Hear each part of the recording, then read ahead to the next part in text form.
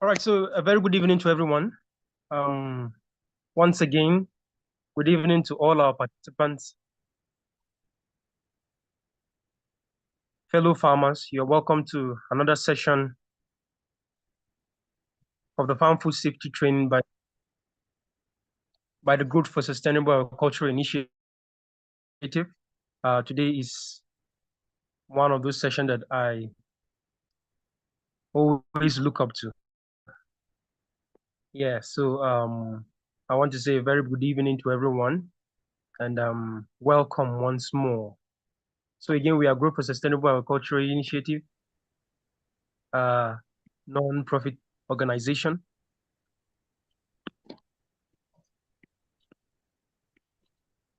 registered here in the beautiful country of Nigeria. I'm based here in Abuja. So we want to say we are the forefront of sustainable agricultural development in Nigeria. Yes, we want to say that we are committed to catalyze positive change in the agricultural landscape. Yeah. And we are the forefront of development, empowering strict smallholder farmers in various agricultural stakeholders to embrace sustainable agricultural practices and fostering, food security, promoting resilience in the face of these global changing dynamics we are facing in this country. We at GSA, we believe that we are the big beacon of positive change, and we are working tirelessly to ensure that we do our quota in helping the agricultural sector in Nigeria. Yeah, so you are here in one of our numerous initiatives, which is called the Farm Food Safety Compliance Training. And we initiated this training so that it will help, all farmers across the agricultural value chain to deploy various, proper agricultural practices within the value chain that will help them become productive all through the value chain. So it is an 8-week virtual training, which have started. I think this is class 9. And I want to say congratulations for being with us so far. That is the first. So this is the first component of the training, the 8-week virtual session, followed by the food safety innovation challenge. And then lastly, the Nigerian Farmers Town Hall Summit, which will be taking place on the 28th of June here in the city of Abuja. Ladies and gentlemen, today's class, with no so much ado, today's class, we have Professor Ibrahim Abbas Odengi, which is a father to me. Yes. Okay, so I just learned that our moderator is in class. So please, I'll quickly hand over to our moderator so that you can take it up from here. So please, Oga Rex, thank you very much. Thank you so much, Mr. Victor. Good evening, everyone. My name is Obuna Rex Mondi, and I'll be your moderator, for this very evening. Thank you, Mr. Victor, for that very warm introduction of what GSAI stands for. Very quickly, because of our time, I will be introducing our facilitator for this very meeting, who is Professor Ibrahim Abbas Sodungi. Professor was born 61 years ago at Kogum Rivers, Jamai local government, but he hailed from Jankasa, Zango. Please pardon me if I'm murdering any of these names. He's a professor of crop production with specializations in wheat science and is the current provost of the College of Agriculture and Environmental Services, Kaduna State University, that is the Kafanchan campus. He is happily married with children and grandchildren. Yeah, he worked as a banker before joining the university system, where he had served in many capacities, including the dean of the Faculty of Agriculture and of many committees. He's a prolific writer, and he has his name in so many international and local journals, and authors of many books. Professor is also an ordained pastor and the chaplain of chapels of the victory of Kaduna State University aside academia. Join me, welcome Professor as he takes over. But just before that, please, I want to beckon or beg you that our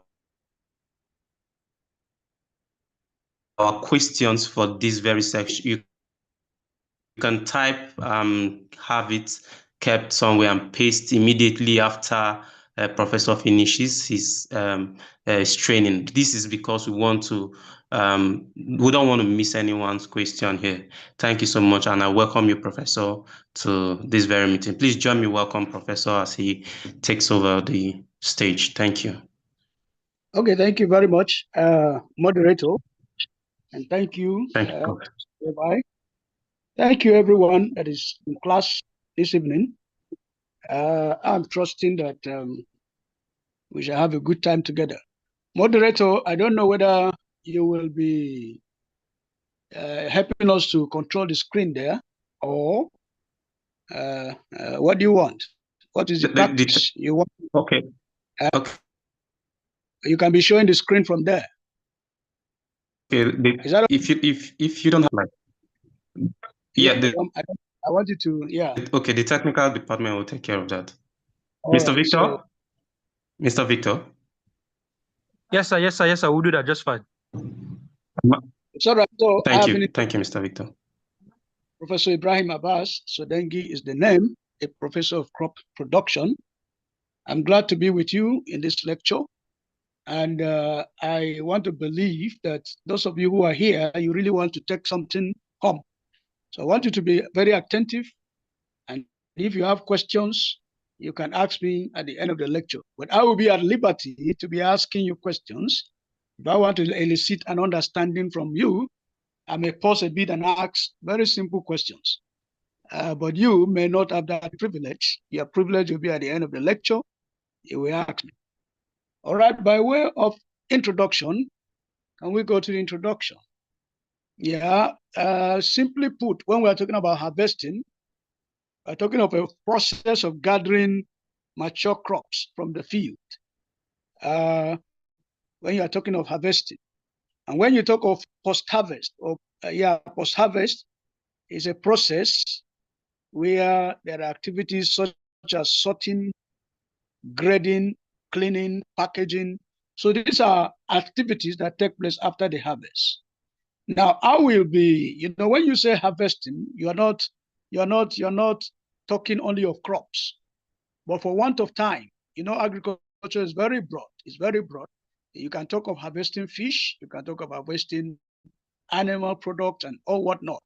But I'm a crop scientist, and I want to concentrate my discussions on crops.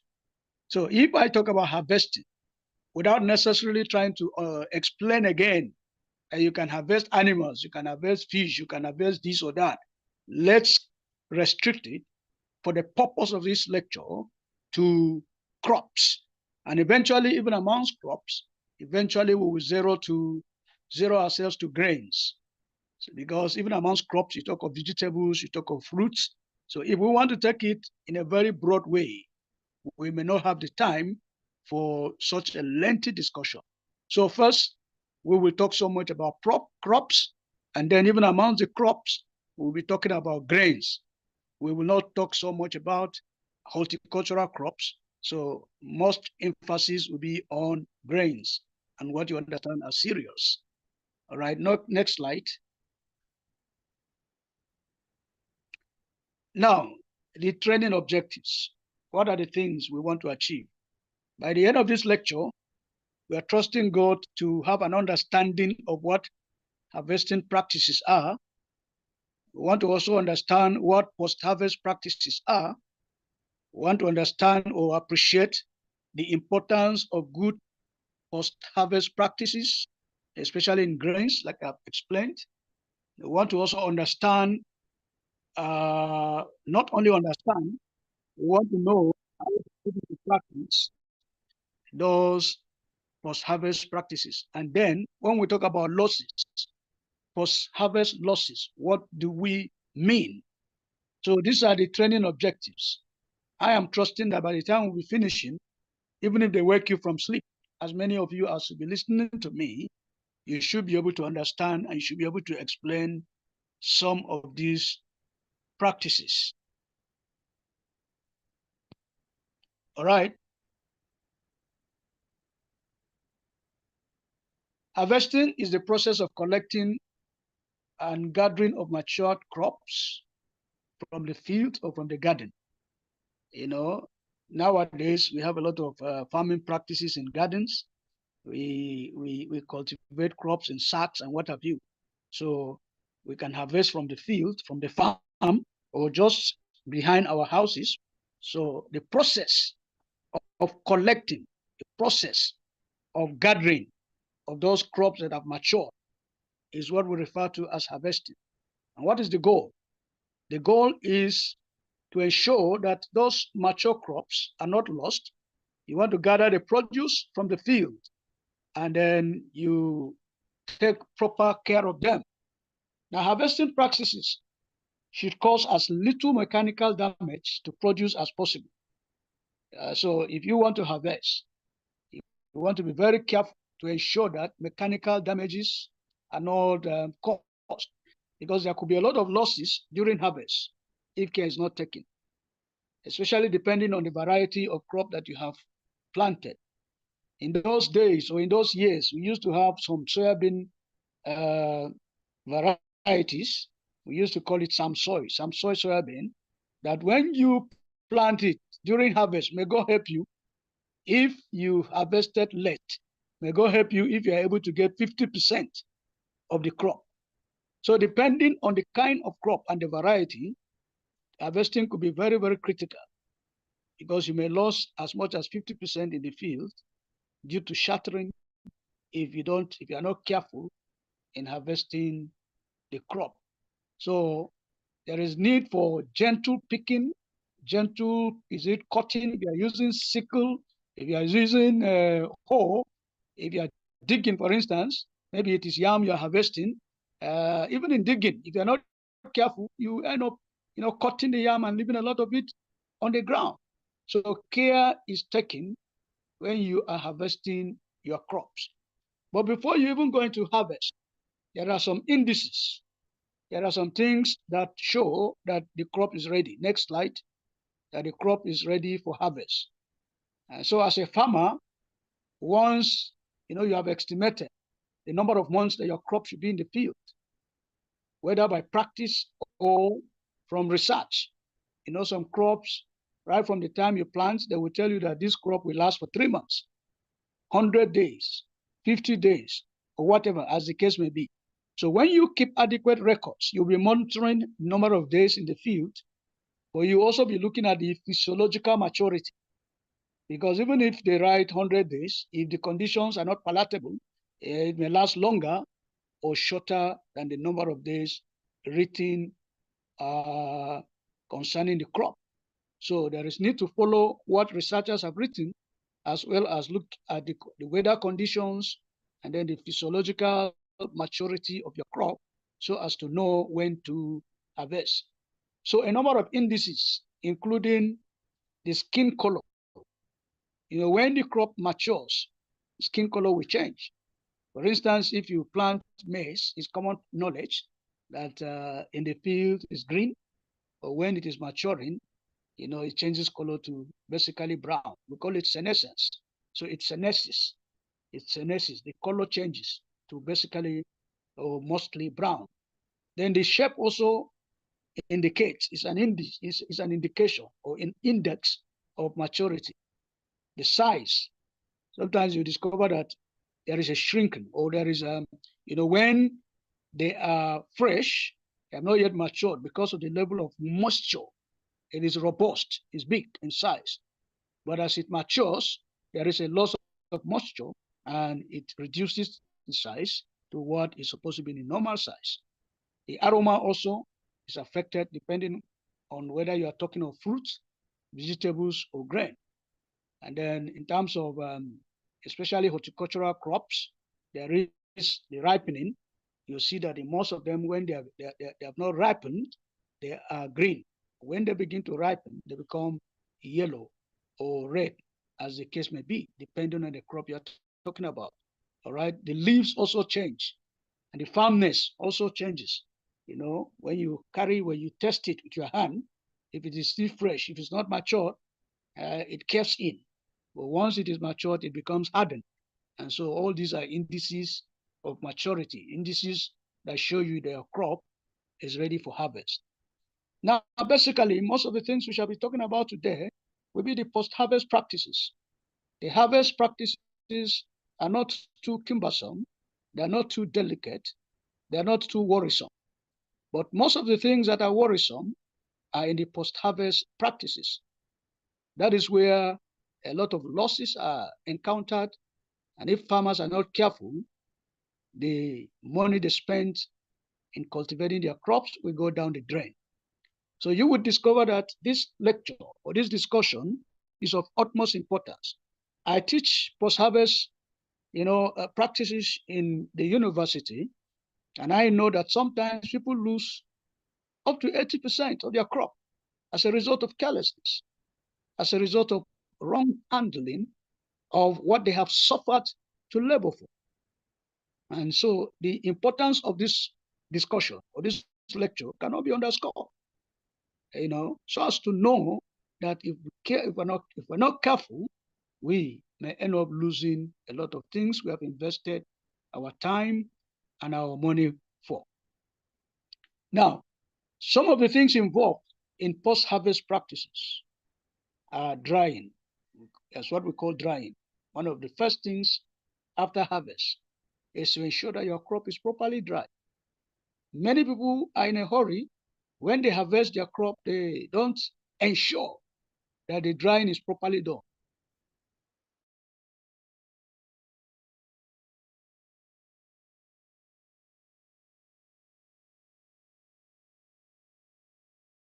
You dry, let's say you harvested your maize or sorghum, and the recommendation is that you should dry it to 13% moisture content. If you don't, maybe because of the conditions, weather conditions, especially for people that are always in a hurry to plant as soon as the rains come. Sometimes people don't wait for the rains to get established, and they go ahead to plant in a hurry, either because they want to salvage hunger or they want to be the early people to harvest, to take advantage of the market, or whatever the situation is. But you know that for everything that has an advantage, when you look critically, there will also be some disadvantages. And one of the key issues for early planters is this drying. When you harvest your crop during rainy season, you discover that you have issues in your hand as to how to dry it. So, but when we're talking about drying, your effort to reduce the moisture content of the first harvested crop, to an acceptable limit, acceptable level where you can store it properly. There are a number of methods. Basically, there are two, one of which is common, the one we call the natural drying techniques. And in that case, we dry it under the sun.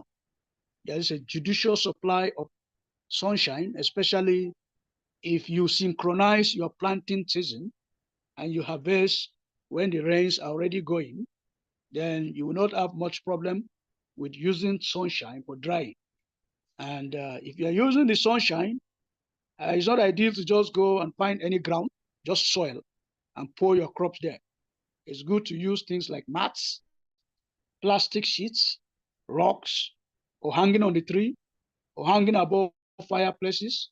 Those of us who are a bit old, the moderator read my citation. He said, I'm 61 years. 61 years old. It's not 61 days. So we have seen good days. And so in those days, our parents, one of the ways they used to dry their crops is that when they harvest maize, for instance, some of them hang it, put fire inside the room and then hang it up there, and the smoke will be used to dry the corn or to dry the maize.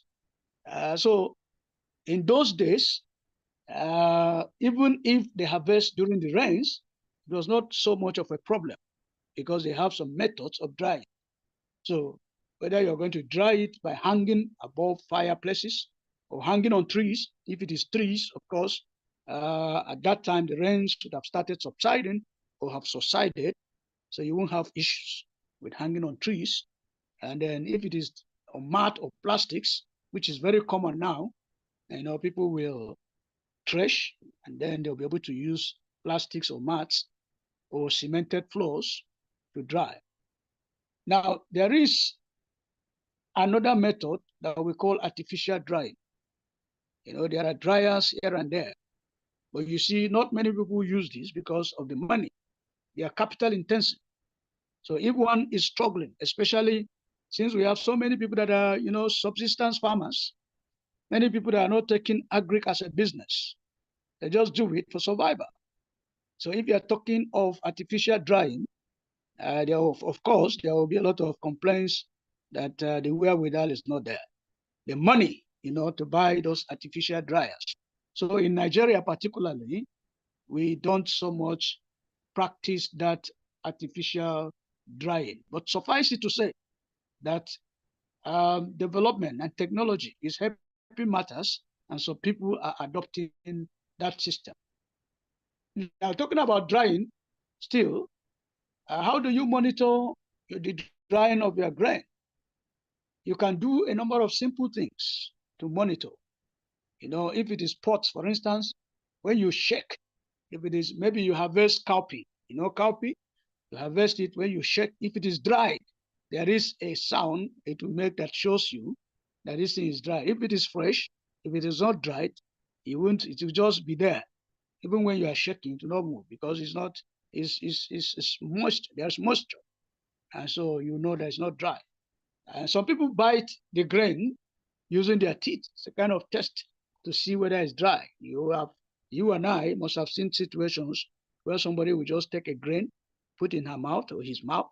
It's a way of testing whether it is dry. And then some people walk on the dry pots. As you are walking on it, it will be making one kind of sound, and you'll be able to decipher. These are simple methods.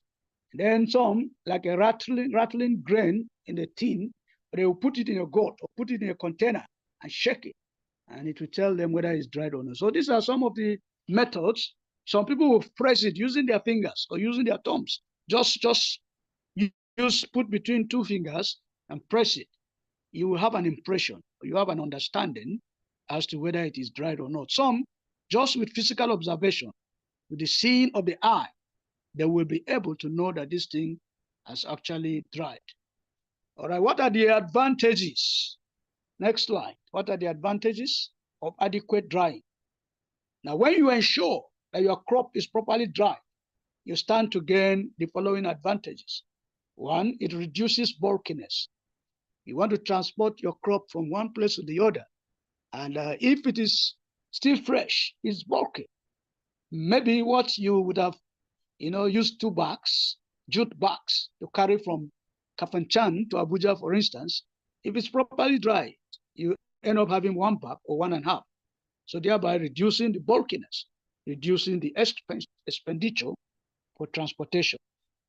Also, when it is properly dried, you will see that the viability is properly maintained. Viability of your harvested product. When it is not properly dried, you will see the disadvantage during planting, especially since many normally, reserve some of their harvested crop for planting in the following season. So if the drying was questionable, if the drying was not as it ought to be, when you plant, the viability will be affected. The germination percentage will be affected. Why? It was not properly dried. When it is properly dried, another advantage is that there will be reduced crop losses.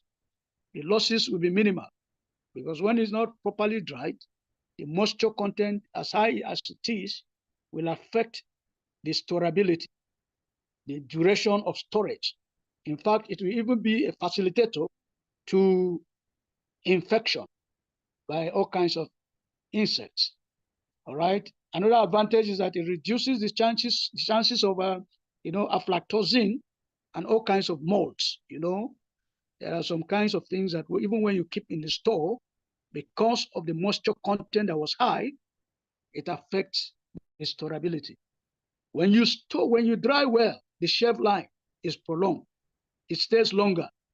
But when it is not properly dried, the shelf life is reduced. Another advantage is that it eases packaging and transport. I think I've mentioned it in one of the points above, that when you dry properly, you will discover that it helps you in transportation. It reduces the quantity, thereby saving some cost, assuming you are using commercial means of transportation. And then it is properly arranged. Now, that is one of the practices, post-harvest practices. Another post-harvest practice is what we call threshing or shelling, depending on the crop you are talking of. Well, the two words sometimes or many times are used interchangeably. They are not necessarily the same, but depending on which crop you are dealing with.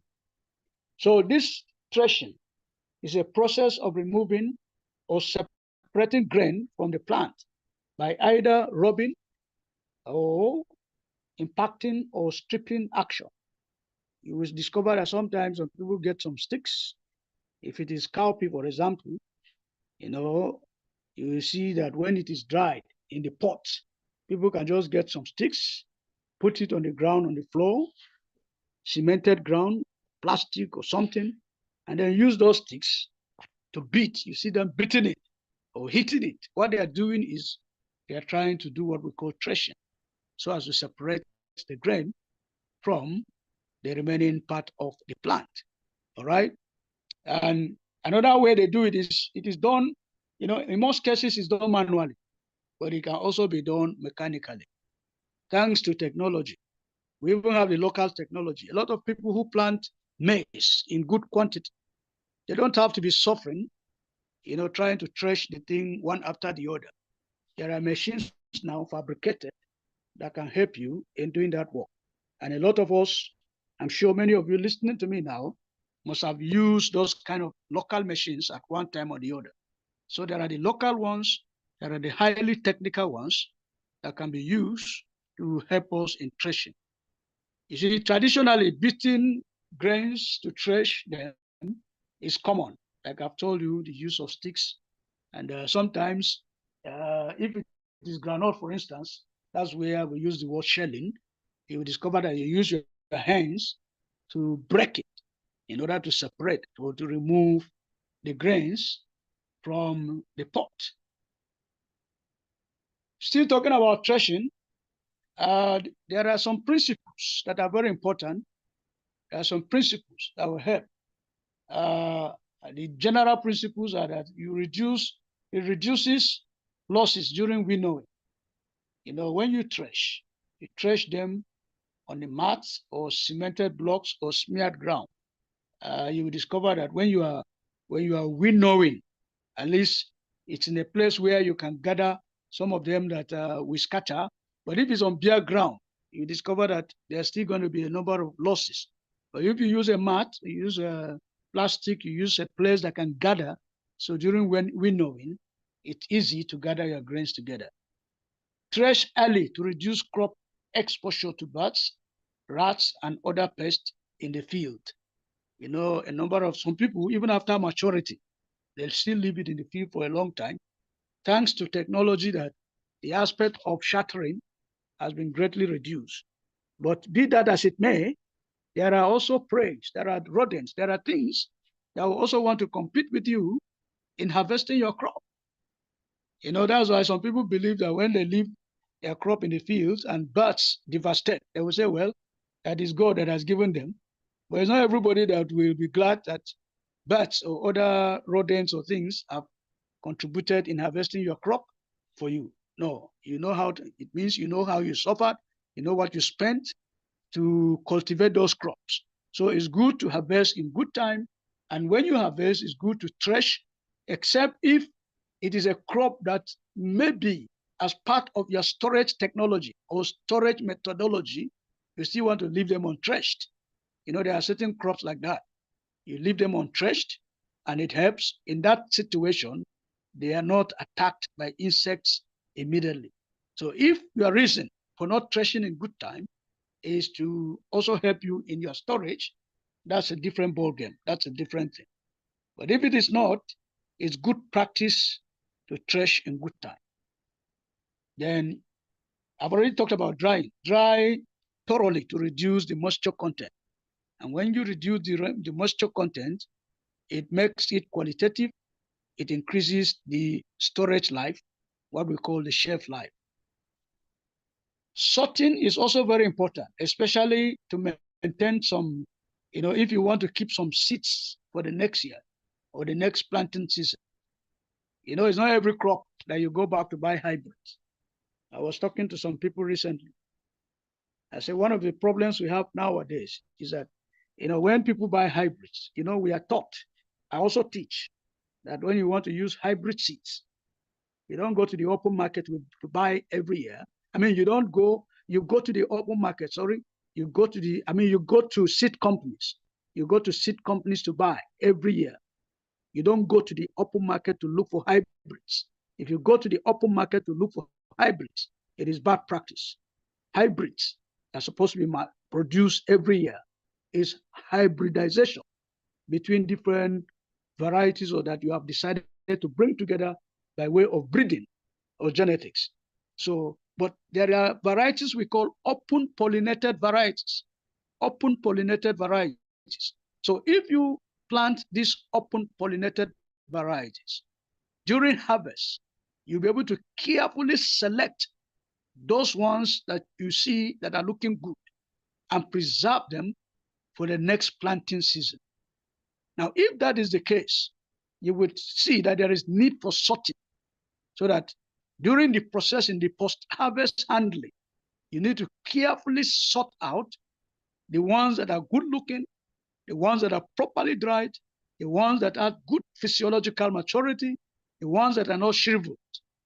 Because if they are good, then there is a higher percentage of probability that they will be viable when planted, and the germination percentage will be high. So herein comes the importance of sorting so that you'll be able to preserve good seeds. And of course, in the market, everybody wants something good. So when they are properly sorted, the moment you take it to the market, you get good value, or the buyer will get good value for his money. And then you don't waste time in marketing such good products that are well sorted. Now, the grain may be stored in an unthreshed panicle. I've told you before that if it is for a purpose of storage, you may not be in a hurry to thresh. There are some people that they don't thresh quickly because they want to use that method to store. And some people, even after threshing, they may not be in a hurry to winnow because they feel, or there is the understanding that pest will not devastate too much when you leave it in that condition. Next slide.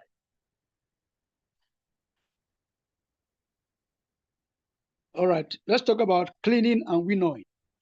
Cleaning or winnowing is still part of the post-harvest practices. Now, cleaning or sorting or sieving, as the case may be, is the removal of debris and other impurities to make the grains pure and free from undesired, non-consumable items. So when crops are harvested, you may see some debris carried from the field, or a kind of, during harvest, maybe the process was not clean enough. You discover a lot of dirt, a lot of debris, or some broken pieces of the crop that you harvested, as the case may be. So you remove those ones through the process of cleaning or sorting or sieving. And then when you do that, there is also what we call winnowing. Sometimes you see women using what we call matangedi. They use it, and some will use tray, to winnow. So it's in order to still separate and make your crop or make your grain look very attractive, and they become clean, attractive to the consumer, to the buyer, or palatable for preservation or good for preservation for the next planting season. This is done with the aid of blowing wind. So you discover those who want to winnow, they will always want to wait until the atmosphere is windy. When the atmosphere is windy, as you do the winnowing, the wind also helps you to facilitate the process or to make it achieved faster. Now here comes the big one, storage. Very, very problematic area. Very problematic. A lot of farmers don't break even because they have issues with storage. So you discover many farmers selling at the farm gate. Some of them is not because they necessarily have to sell, but because they don't have the storage facilities, or they don't know the technology, or they're not tutored, they're not informed, they're not advised as to the importance of storage. I've always told people that it's not good practice that immediately after harvesting, you take your crop to the market. It's not good practice at all. A lot of farmers they don't benefit from their agri venture because this aspect of storage is what they don't consider. They just sell as soon as they harvest, and it's a problem. There was a year, ginger farmers harvested ginger and sold that year 50,000 per bag, and eventually, before 2 months, it got to 200,000. Now, even last year during harvest, ginger was sold at 80,000. In some places, it was less than 80,000 per bag. But during planting, some people bought ginger. I know people that bought 350 and they were shouting 350 per bag. What was sold 80,000 2-3 months before that time. But I don't know if you know that just this month or last month, ginger was sold 600,000. Fresh ginger for that matter, 600,000. What is the difference? The storage function. How many months? Not too many months. So a lot of farmers cry that there's no benefit. They cry that they are just suffering and suffering. One of the reasons why farmers don't see benefits from their endeavor is that they hardly store their produce. Some even sell at the farm gates. Some people carry their vehicles, meet them at the farm, and the farmers dispose their produce. That, as far as I'm concerned, is the undoing of many farmers. So if we take a longer time to speak about storage, we have done no harm. So you would want to listen carefully as we discuss this issue of storage. Proper storage of farm produce is a very, very essential activity in post-harvest handling, very essential. And because it helps you to preserve the shelf life of the crop. And if you don't do that, if you don't store, if there's no storage, you will discover that even the seed for next season's planting becomes a problem. So storage is very, very important. Farmers use various methods to store, including some of these methods. There's what they call rumbu. We granaries. We have them locally. We have some improved ones. Some people use clay pots. Some people use gourds. Some people use jute bags, which is is the commonest methods. People buy bags, and then after threshing, they store their grains in those bags. Some people use drums, whether metal drums or plastic drums. Some people use baskets to store. Some use underground pits. So various kinds of methods. And I think I personally have used most, if not all, these methods. As I speak to you now in my house, I have pits where last year, for instance, I stored yam. Sometimes I store my potatoes, dig pits, store potatoes there. And I have drums that I bought. There was a year I bought as many as 30 drums to store cowpea. But the commonest method is like I said before, is the jute bags. Buy those bags, whether they are jumbo size or 100 kg. In fact, some of them are even 150 kg. As I speak to you, I think during the last harvest, I bought some bags of rice, paddy. And when I brought those bags home, each of them takes 150 kg, each of those kind of bags. So I have them here. I still have them. But if I open them now, each of them will give me 150 kg. So storage could be done through different means. And I want to believe that most, if not all, the people that are listening to me have used one or two of these methods for storage. Next slide.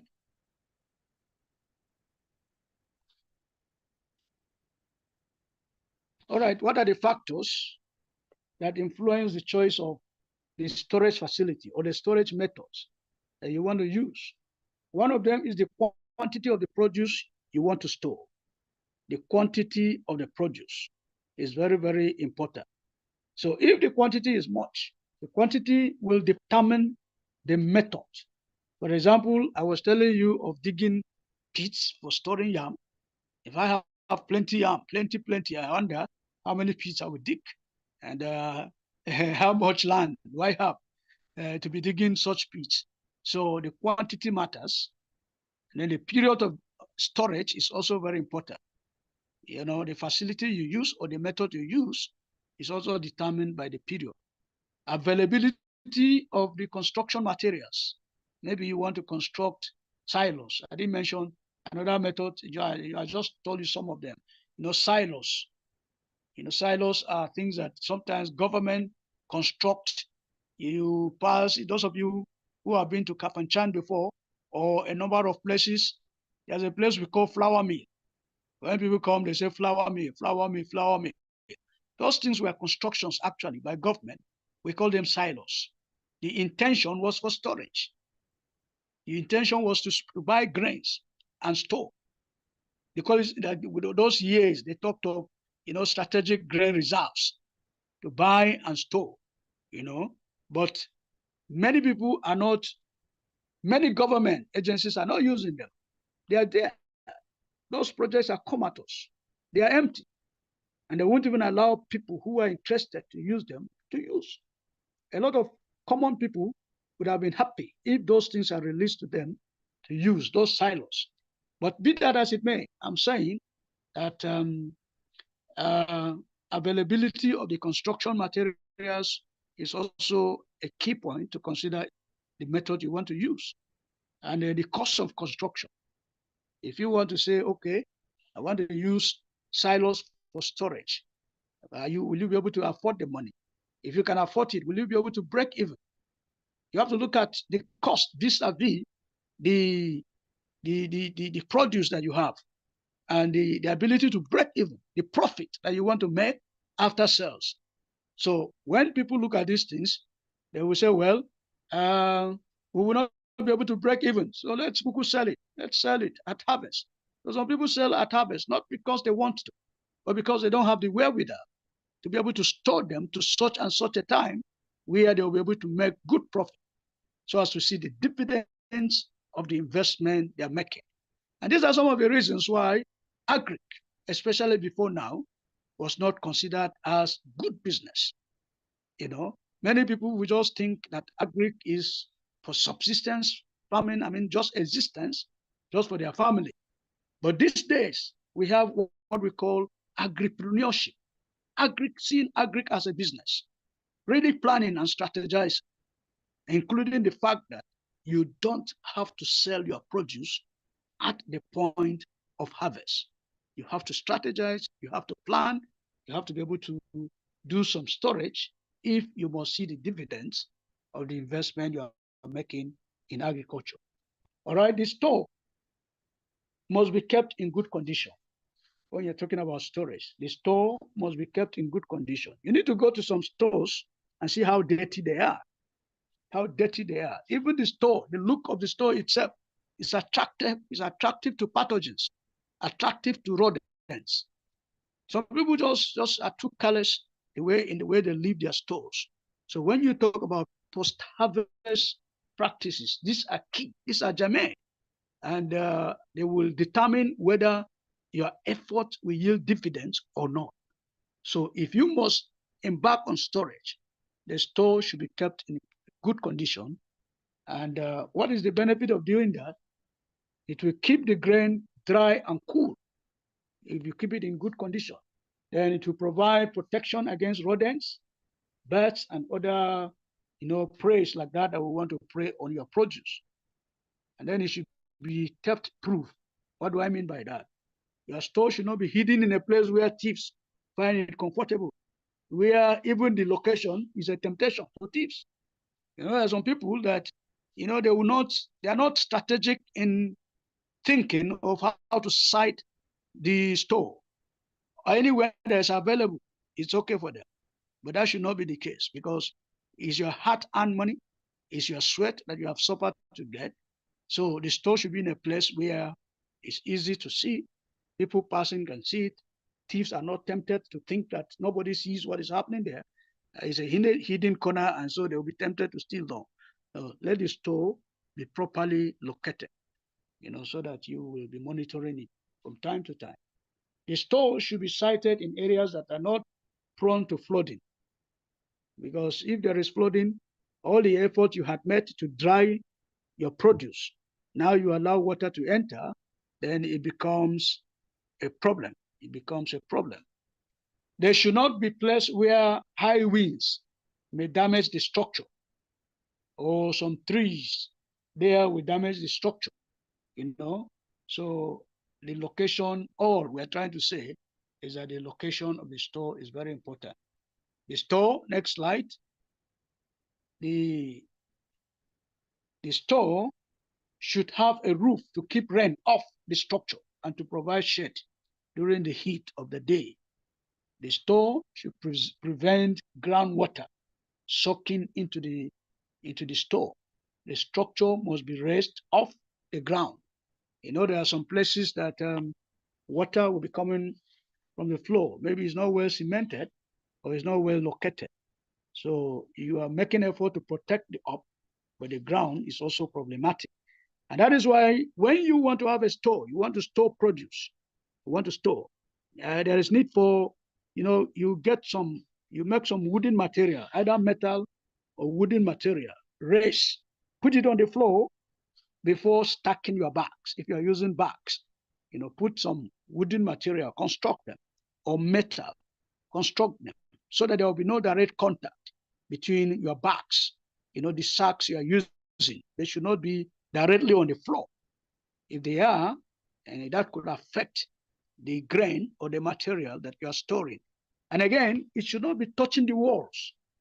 So you put it in such a way that the wall is not touching the floor. So it's like suspended in between, to make sure that you leave some spaces between the wall and the bags you are using. And then also it's not directly on the floor. The store must be kept in a good repair to stop the roof leaking or the sides collapsing. So it should be repaired, it should be kept in good condition. Next slide. All right, practicing good store hygiene is another issue. Store hygiene, it means that everything in the store should be kept clean. Make sure there is a clean environment.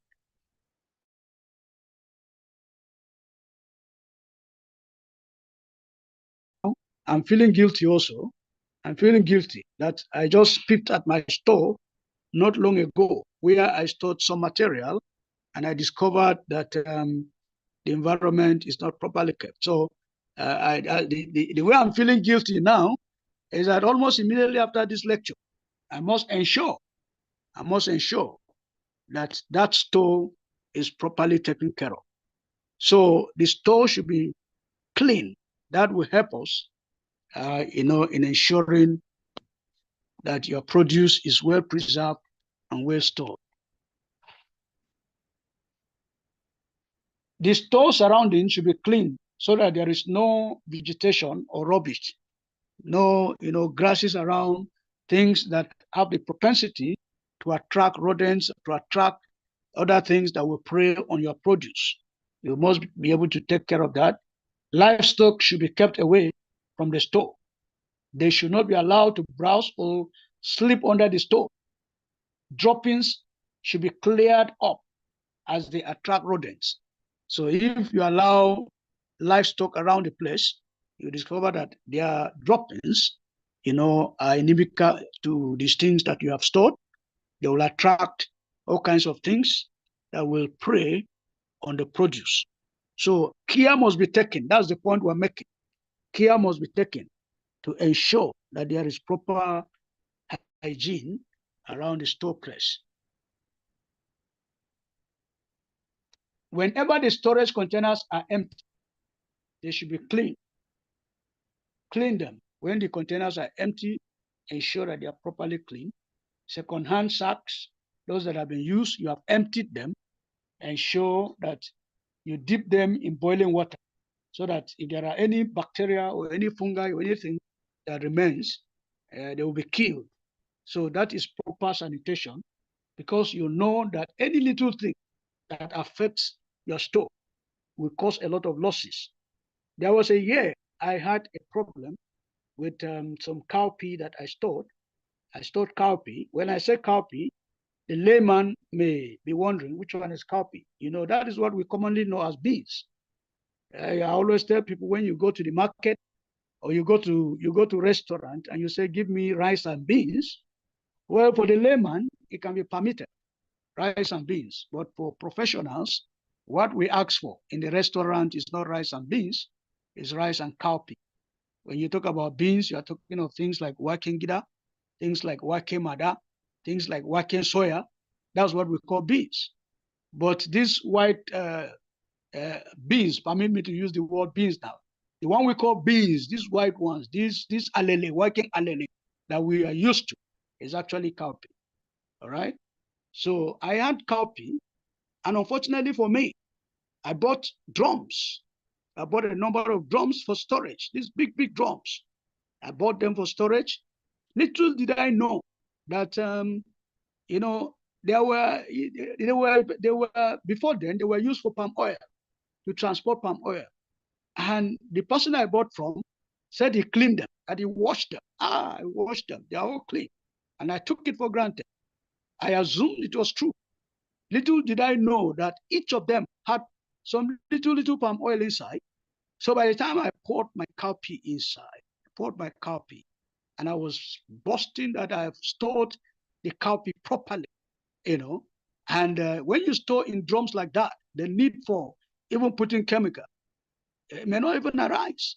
Because if there were little insects there, they die of suffocation. Little did I know that there were some leftover palm oil in almost all those drums. By the time I brought them out for sale, my friend, if I tell you the loss I incurred that year, you will pity me. So little carelessness like that could lead to debilitating situations. And if that is the case, attention must be given to take proper care of your store when you store produce in them. Grain residues should be removed. That's the next slide. Grain residues should be removed from the sacks by turning them under to make sure you check. Grasses should be burnt. All grains should be stored separately. When you have old grains, store them separately. When you are bringing new grain, if you just mix them together, maybe those old grains that had been there before, by reason of commission or omission, maybe some insects manage to find their way. By the time you mix them together, there will be quick transfer. You will see that the whole thing will be infested. And those insects, once they find their way into the storehouse or into some of those sacks, they have a way of quickly multiplying, especially if you are the type that hardly find time to check the things that you have kept. Before you know it, they have already multiplied, because they too want to survive. It's a matter of survival of the fittest. So care must be taken to ensure that the store is properly taken care of. Next slide. The store inspections should start as soon as the grain is put in the store. Inspect it as soon as you have put grains in the store. Even if the crop is insect-free at the beginning of storage, still be able to go from time to time to check. Like I told you, some may find their way from outside because everybody is looking for a means of survival. So if those insects know that there is food somewhere for them, if they manage to find themselves there, then they multiply. In the twinkling of an eye, they multiply. So there is need to check from time to time. For shelled grains and pulse that are stored in bags, baskets, and so on, the grain should be removed from the store and adult insects removed by sun drying.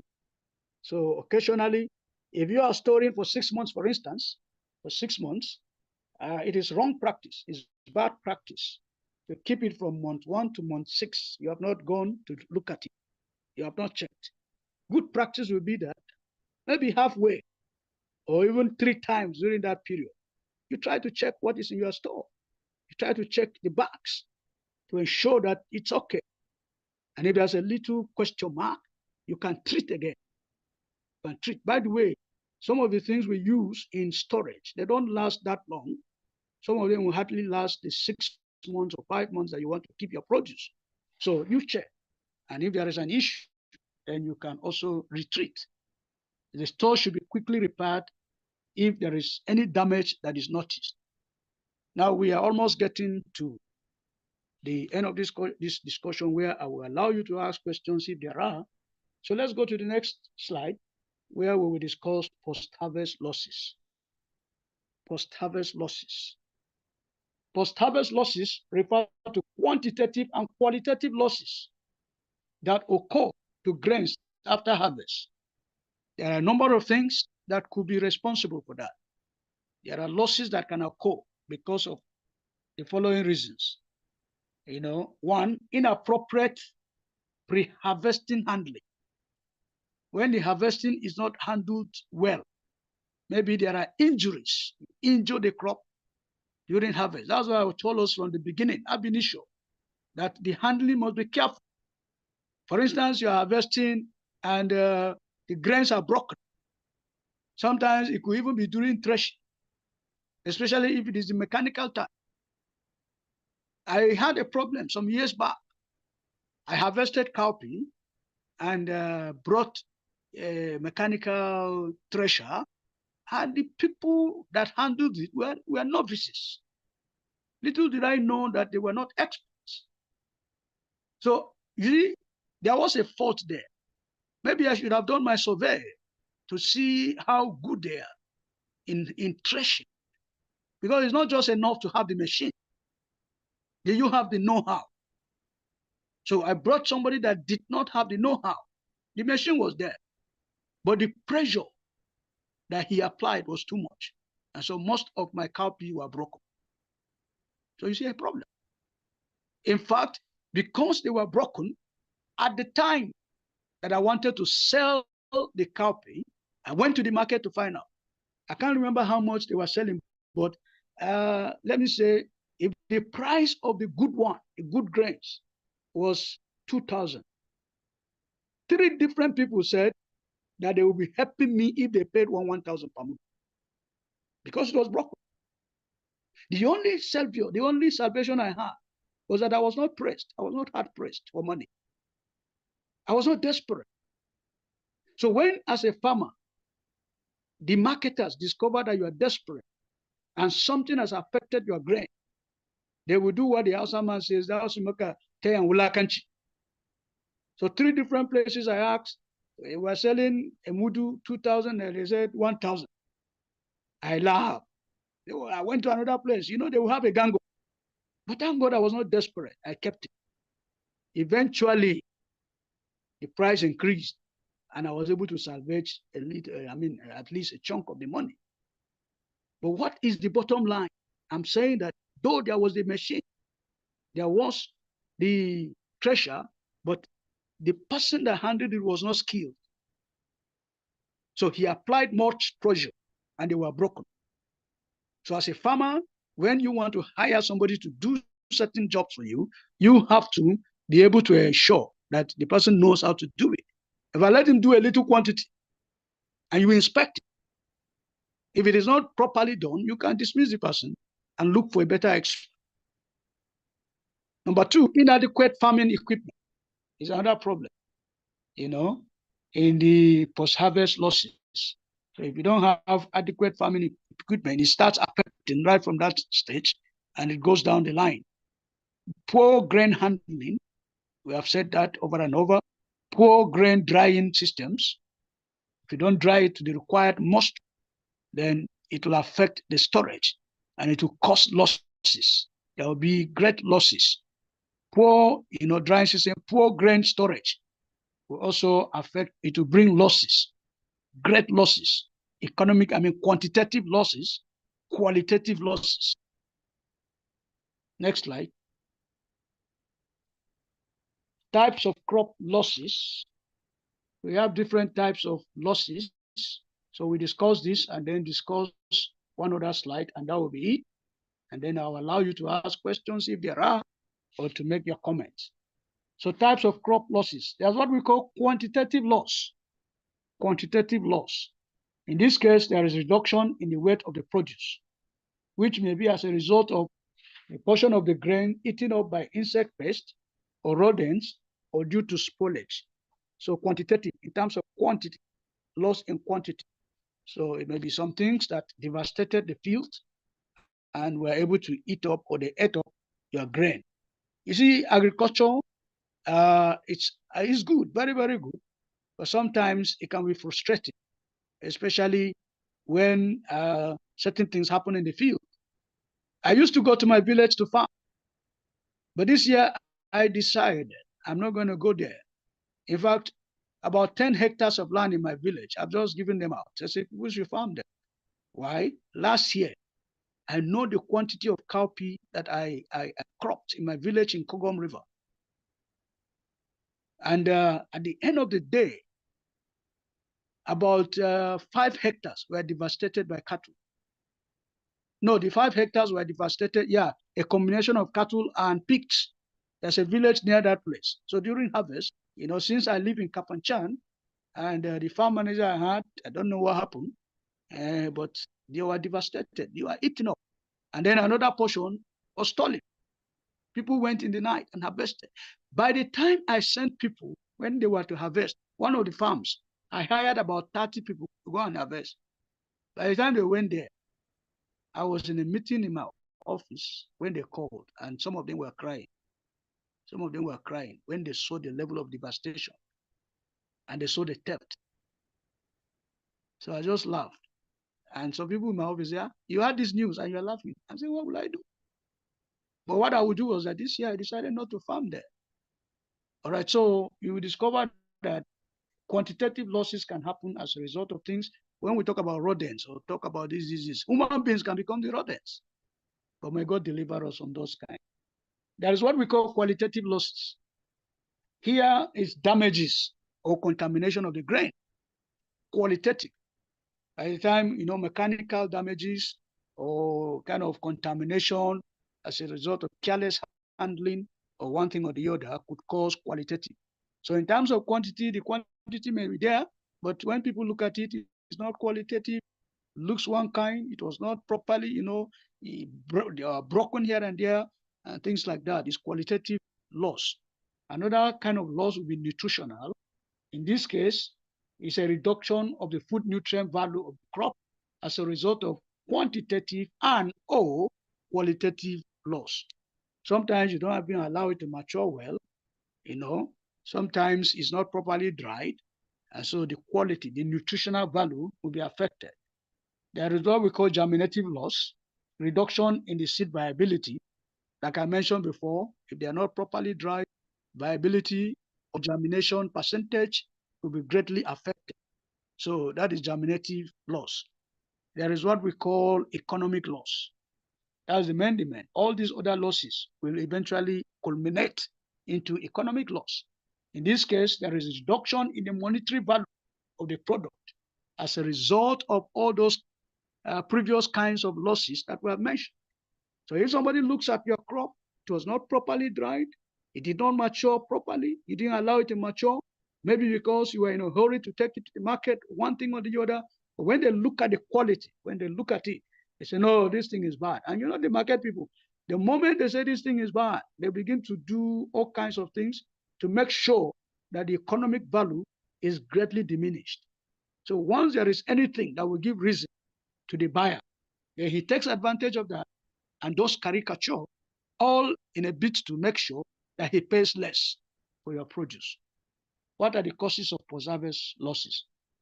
Finally, we have mechanical causes by bruising, by cutting, breaking, wounding during harvest. Another one is developmental or growth. Sometimes in the store, you discover that they start sprouting, depending on the storage conditions, depending on weather, depending on climate, depending on how careful you were. They can start sprouting in the store. And once the thing starts sprouting, it's already affected. There's great loss. Nutritional value has been lost. So that is another cause of loss. Some could be due to parasitic, diseases that can cause things like fungi, bacteria, and all that. Those of us who are from Southern Kaduna, for instance, you won't forget in a hurry the problem we had with our ginger. 2-3 years ago, these were, the criminal there was considered. Many people said it's fungi. There was still, I know some universities that said it was bacteria. Some basically talked about fungi. And then some even said it was an agronomic problem. They call it cultural. In agriculture, when they say it's a cultural problem, we're talking of agronomic problem. And what they meant is that you will see some people who, in their ginger farm, year in, year out, some people 20 years, year in, year out, they were farming ginger. Forget the aspect of, they forgot about crop rotation. They forgot about shifting cultivation. So when we say it was cultural or agronomic problem, those were some of the factors that many people thought about that was responsible or were responsible for those losses. Another problem is physiological deterioration. Some crops, when you harvest them, they continue to, some they mature before the harvest, some even after harvest, maturity continues. And some, so there is what we call degradation or deterioration even in storage. Some is as a result of inadequate preservation, poor storage practices, like we have been saying. Some it's poor storage facilities. They don't have the facilities. They don't have the wherewithal. Some, the infrastructure is not there. Some is poor planning. They don't just plan. They're just willing. Let's just harvest. People are waiting. And for some people, there's what they call, I don't know, badekaka. There's something they call badekaka. There are some farmers that before they start farming, they have collected money, and they said, this rice this year, when I harvest my rice, I will sell it to you 200 per mudu. So give me 1 million, give me 500,000. Whatever it is, I will give you at 200. Some years back, one woman like that, went and collected money from somebody. And at that time, she took it at 80 naira per mudu of paddy. The paddy rice, 80 naira. And that year at harvest, very first people that harvested, it was 200 naira per mudu. But she had collected 80 naira per mudu. What will she do? So some people make great losses because they don't plan. They go and collect money. They don't even project what will happen tomorrow. And you discover at the end of the day, they have collected the money at half of the amount that it eventually sell, even at harvest. So as farmers, we must strategize.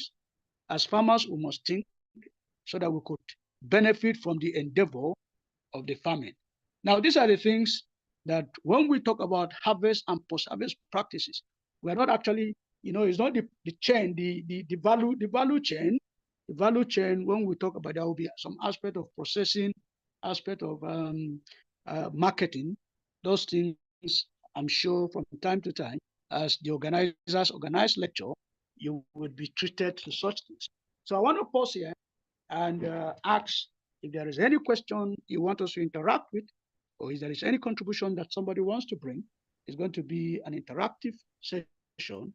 So I hand over to the moderator. Thank you very much. Thank you so much, Prof. This is quite insightful and very, very educating. Steven said this. I said, I love the way Prof drives I love the way Prof is using personal experience to drive this presentation. And this is very true because Prof was just bringing personal experiences, like he's teaching a very, very, teaching his students in the class. Thank you so much, Prof. And if we have learned nothing from this very section, please go home with this. We will not use the word rice and beans anymore. It's rather rice and cowpea. Thank you so much, Prof. I'll be going straight into our questions now. And the first question is from... Okay, please just a moment. Please, you can start dropping in your questions. And before then, please, just to assure you that all past presentations that we've had would definitely get them. And our attendance, please, we'll have our attendance on our Zoom, and we'll have the attendance as well on the chats in the YouTube page. Please ensure you take that. The first question, Prof, is from one Momo. He said seeds/pods that are left to dry in the plant before harvesting, how long can you preserve it in a tight pouch before going bad? What is the expected shelf life of legume left to dry in plant trees before harvesting? Okay. Did you get? Yes. Yeah. Yes. So, how do you want us to handle this? Is it to take all the questions or take them one after the other? Okay. Of course, I don't have the writing material here, so for me, it will be easier. Okay. To go yes. one after the other. Very well. All right. So, yeah. You see, the legumes, for instance, if you leave them in the pots, the question will be, are you able to dry them enough to the required minimum moisture content? Now, many people believe that storage is part of storage also if you leave certain grains in the pots so that at the time you need them, you will now thresh. But then the danger is that even after threshing, you need to sun dry the grain so that it will reduce, the moisture content will reduce. What now if you leave it in the pot? It means that the danger is that you'll not be able to dry them to the required moisture content.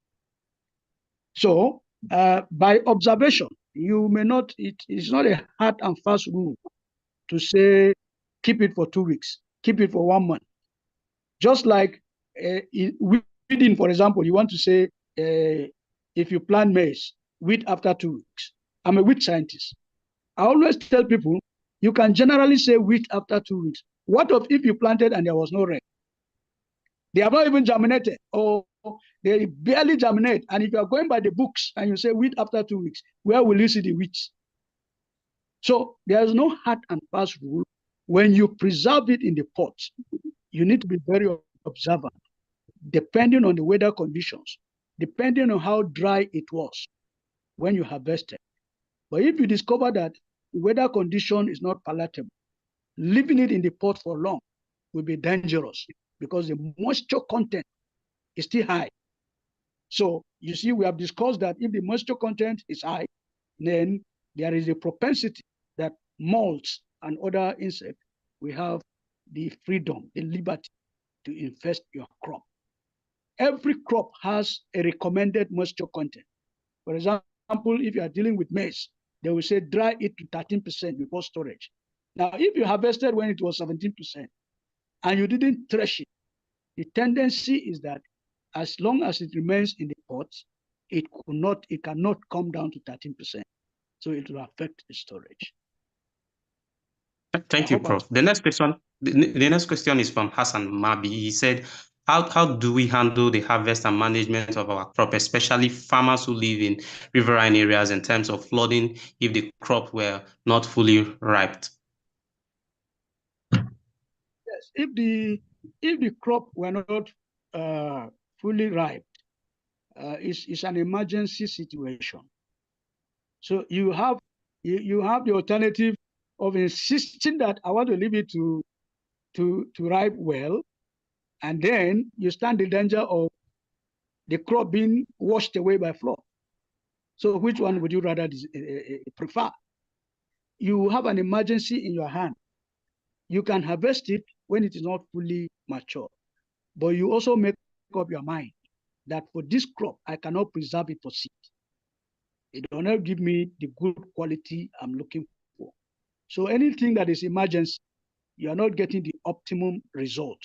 So if it was not fully ripe and you harvested, you can consume that or sell it as early as possible to get what you can get. But if you insist in storing it, because it was not fully mature, the storability will be affected. Thank you. Thank you, Prof. I love this next question as a tech entrepreneur. This is from Abdul Karim Shitu. He's saying, he said, Prof, he said, do you have any idea on modern ways using artificial intelligence stuff in harvest and post-harvest practices for food safety? Can you come again? Sorry. He's saying here, okay, he said, do you have any idea on modern way of using artificial intelligence stuff in harvests and post-harvest practices for food safety? Okay. Yes. Artificial intelligence is very, very important for food safety. I have seen places where robots are used for harvesting. Robots now are used for harvesting crops. I've seen places where they harvested, not in Nigeria. They show us pictures, but when they begin to show us this, it is a good sign that good things are coming our way.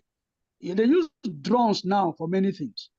In fact, in my own field of wheat science, there are some places that they no longer use chemical for weeding. They no longer use manual labor for weeding. They use drones for weeding. So there are instances which is very good for sustainable agriculture. That's why we are talking about climate smart agriculture, climate smart agriculture.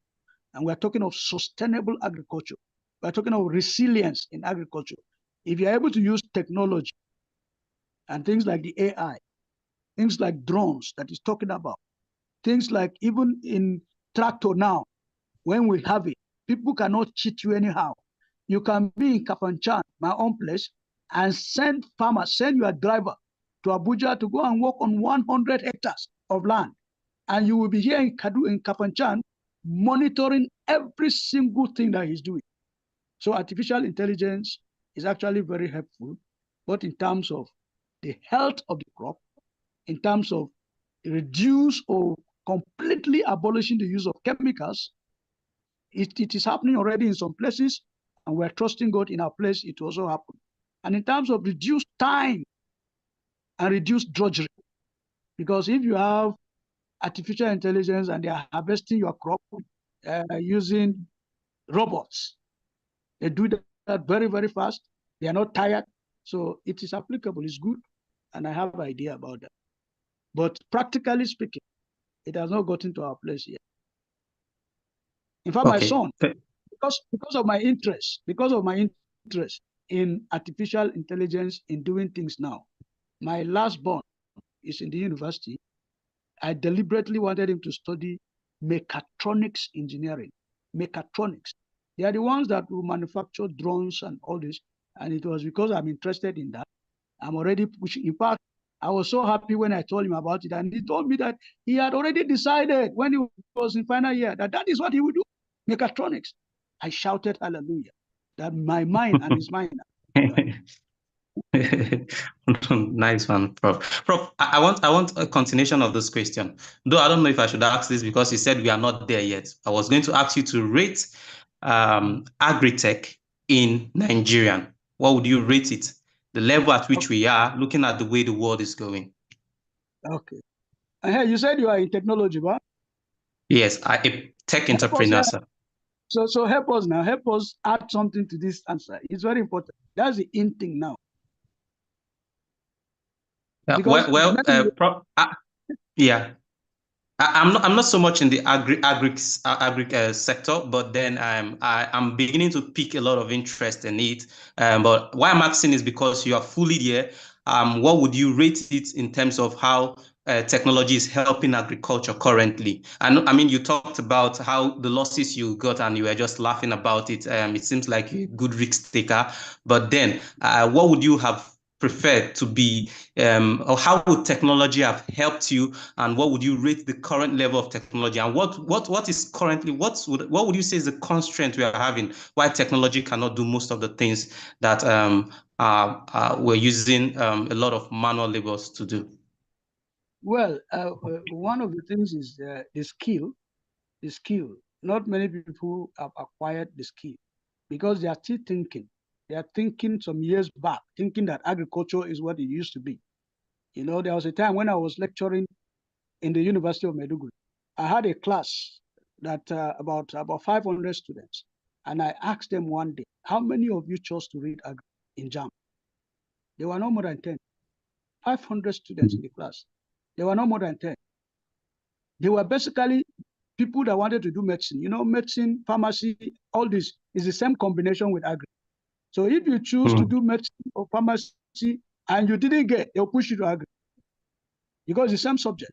So they were saying, so everybody is still complaining, thinking that agri is what it used to be yesterday. It has changed.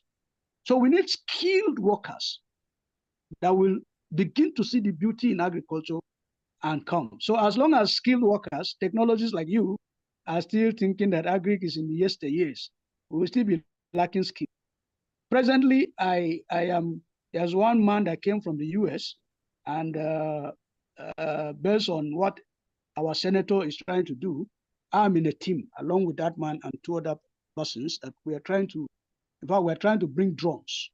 We're working along with the government, getting drones for agriculture, issues of planting, issues of fertilizer application, issues of that. Here in Southern Kaduna, that's what we want. If we don't start it this season, by next season, by God's grace, the training is already ongoing.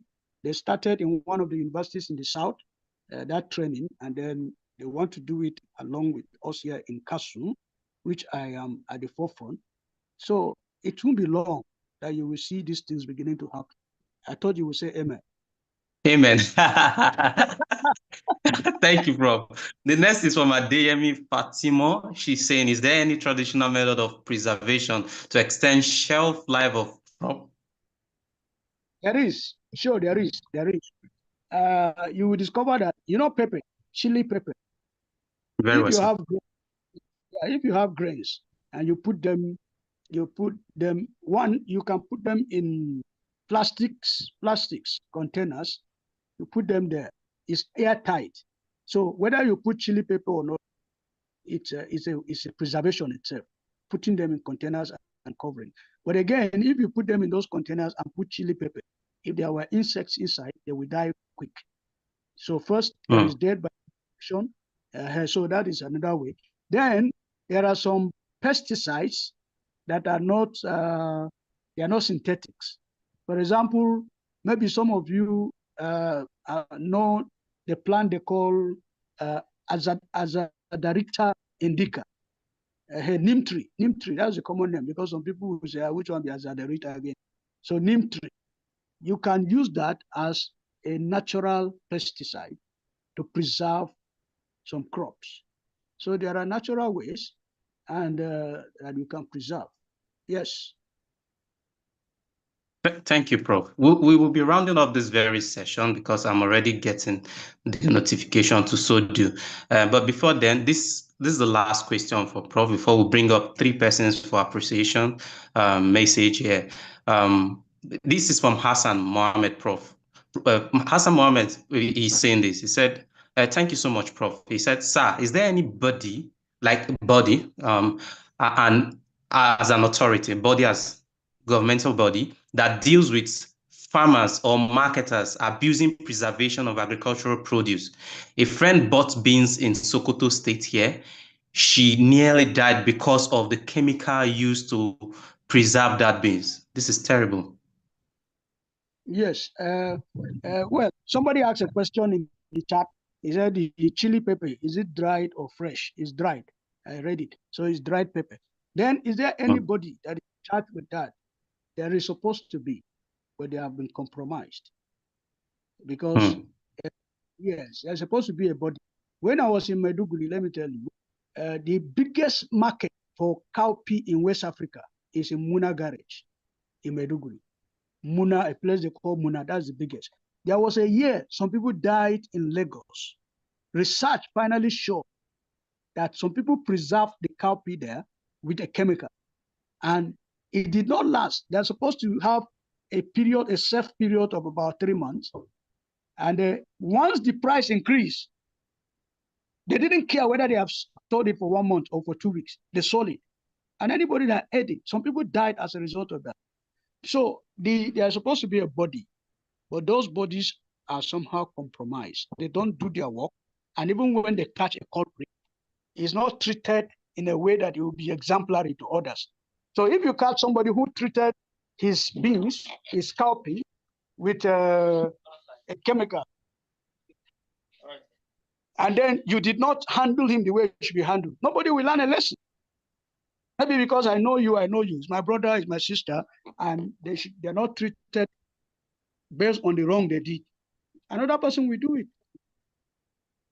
When we had ginger problem, I cultivated I planted 120 bags of ginger that year, and my plot was affected.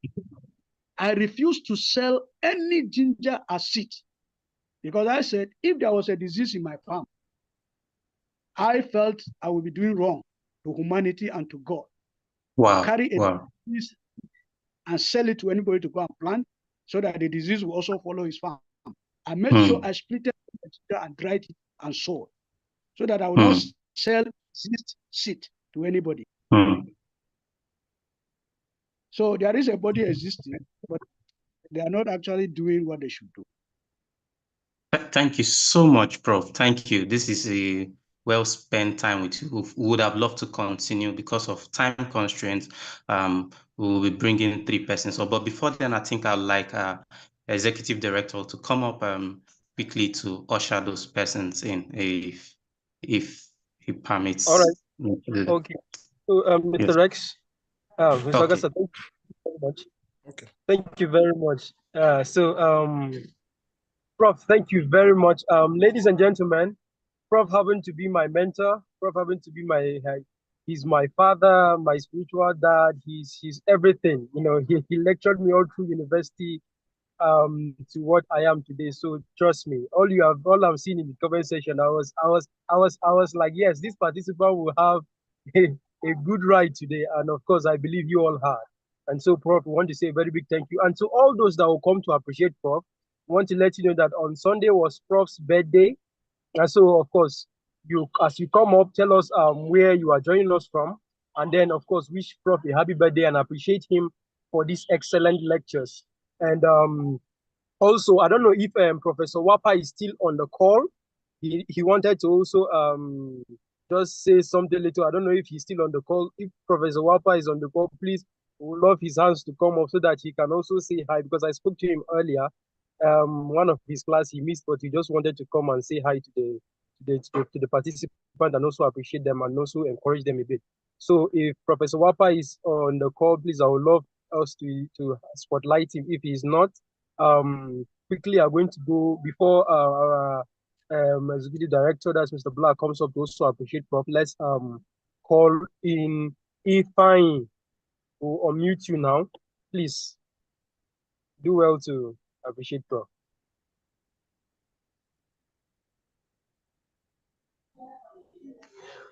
Okay, good evening, everyone. Thank you very much, Mr. Victor. And I'm joining from Imo State. I want to especially appreciate this session by our facilitator, Professor Ibrahim. It was a very nice session with you. We really learned a lot. Thanks to contributing to agricultural growth. and then sustainability, because this is one of the ways to ensuring growth in agriculture and also sustainability. We really, really appreciate your effort and how you broke down every piece of your how you explained everything in details. So we really appreciate that. And once again, happy birthday to you, Prof. We really appreciate. On behalf of me and other participants, we say a very big thank you. But I really had a question to ask, so I don't know if I will still be permitted, or maybe due to time.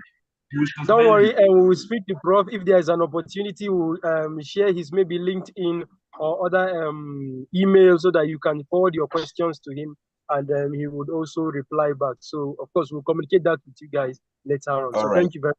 Yeah, so All right. Thank you very, very much. I really appreciate it. Thank you. All right. I think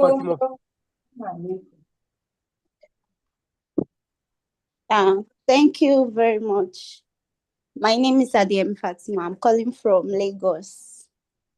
Can you hear me? Yes, we can hear. Okay, I'm calling from Lagos. Thank you very much, Prof. And happy birthday to you in Arias. Thank you very much for the way you taught this harvest and post-harvest practice, especially the importance of handling crops properly.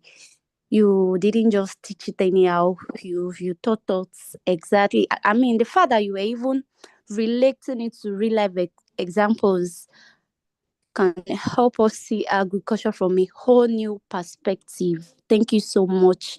I really, really appreciate your time, your dedication, and the knowledge you've shared with us. Thank you so, so very much.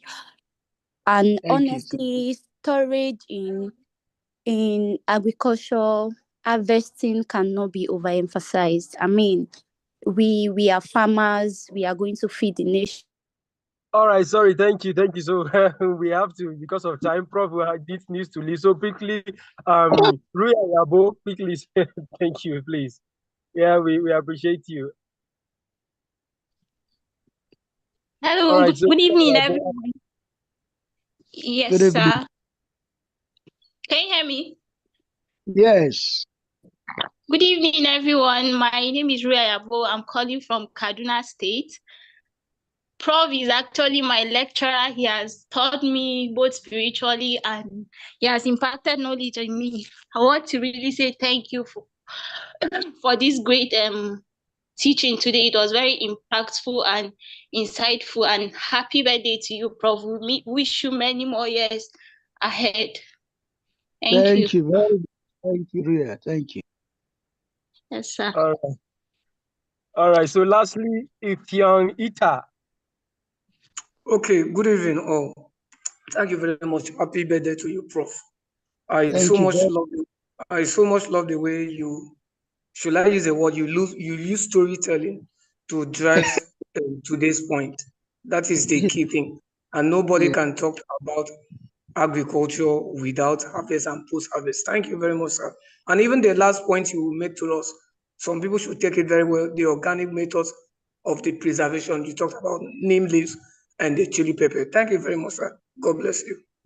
Thank you very much. Thank you. Sir, yes, sir, yes, sir. All right, so thank you very much. So, Prof, we appreciate you. Thank you very much for this session. So I'm going to call Mr. Black to also come and appreciate Prof before we call it a day.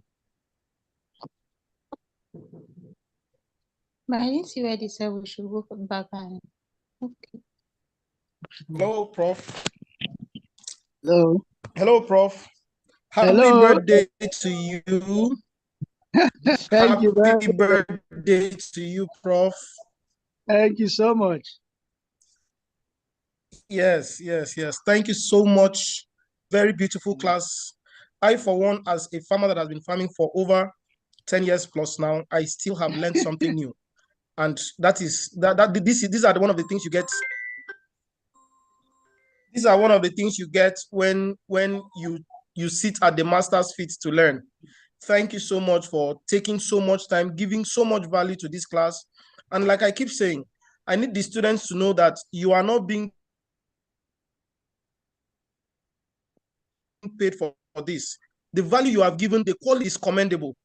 I need the students to know that we reached out to Prof, and we told him this is for Nigerian farmers, this is for young people, and Prof said, I am in with you. Thank you so much.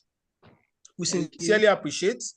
And we know that in the long run, that God will continue to keep you and bless you for our country. And to all the students, all the students, I want to thank you for staying through and being part of the lesson. I believe you have learned, and see you in the next class. I'm sure, I don't know if there's any other announcement. Moderator, of course, to your certificate, getting your certificate is still open. Attendance is in the comment section, both on YouTube and here on Zoom. So please go and look for the attendance link. Moderator, please paste the attendance link again so that they can feel it. And so I'll just hand over back to the programs manager and the moderator to finalize the session. Thank you so much, everyone. Thank you, Prof. And thank you all the participants. Thank you very much. Thank you. Yes, sir. All right. Thank you, everyone. Thank you, Prof. And we can't say thank you enough, but we are grateful for this impactful session, and we hope that of course, Prof will also join us sometime again in the future for such another impactful session. You know, as we continue to build our capacity development to ensure we deploy these sustainable practices on our everyday on-farm engagement. Thank you very much, Prof. We say we are grateful. We are grateful. We are grateful. God bless you, and God continue to keep you. We hope to see your son do well and also produce better drones for us to to use in our farms in the future. Yeah. So thank you very much. And my regards to your family too. Thank you very much. And to our participants, thank you for staying true to this very moment. See you on Saturday for the next class. Thank you, and have a blessed week ahead. Cheers.